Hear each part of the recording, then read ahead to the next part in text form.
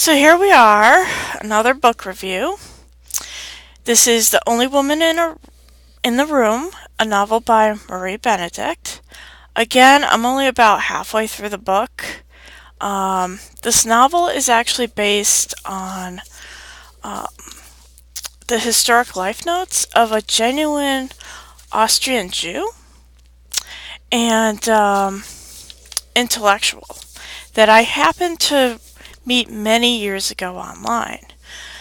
She had an arms dealer for a husband during the rise of Nazi Germany, and he was very much possessive and a controlling monster. Eh, mu- Much like my recent ex. But having read her original story in full over in parts, she hadn't put it all together yet, about 30 years ago, and then being able to match that story with this fictionalized version, I can see why she changed it, and I really don't blame her.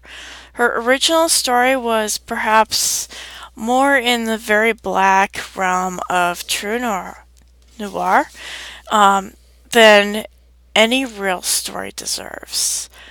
Um, I look forward to actually finishing this book as opposed to this other one.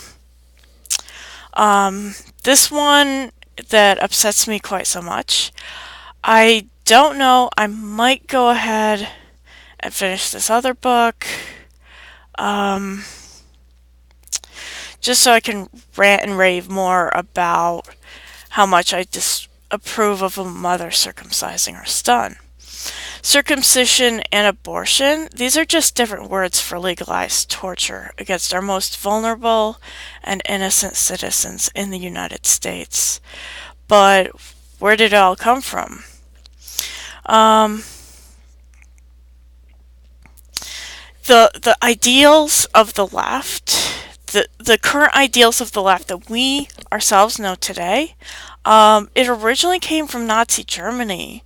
Their Third Reich Party, some elements of that fled to the United States when it became apparent that they were very anti-Semitic, that they were going to like kill a bunch of people, all these Jews. So all of these Jews, the ones that had the money, the directors, the actors, they fled to Hollywood. And they brought their ideals with them, unfortunately. So then they decided to fight for those things that they had become acquainted to as normal within the United States itself. So they came here and they fought for abortion rights, which in itself is all about torturing and hurting infants, which was the intellectual grounding, the precursor to the Germans pushing anti Semitism in Germany. And now we have Americans. As Americans, we are on that edge of having that happening here in the United States. And it's very wrong. It's definitely not correct or even within the bounds of our societal structure, but it's something people just sweep aside and say it's here, so we won't change it back. It's probably going to be one of the worst ethical fights ever. Should we, as Americans, be doing that? I don't know. From my childhood, I remember something about people bantering, we should protect the innocent, and what about stay out of trouble and keep the public trust? Just something I thought I'd throw out there as common sense alternatives to circumcision and abortion, which I would personally just heap together as the same problem. They're they're the same problem. There's the same moral dilemma of do we torture and hurt our infants or do we not? And I guess a lot of people are in favor of torturing and hurting infants. I'm certainly not. I've been in relationships for like over 20 years, sexual relationships. I've never had a kid, you know.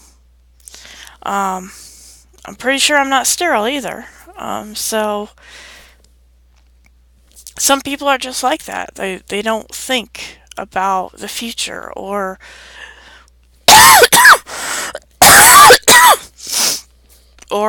the consequences of their actions. And some people do some really bad things. And there's like some people learn from it, and some people just they don't they don't connect the two dots. They just never do, and it bothers me. But um, what do I know, right? I'm just a minor intellectual in my own right. So I guess that's it for today.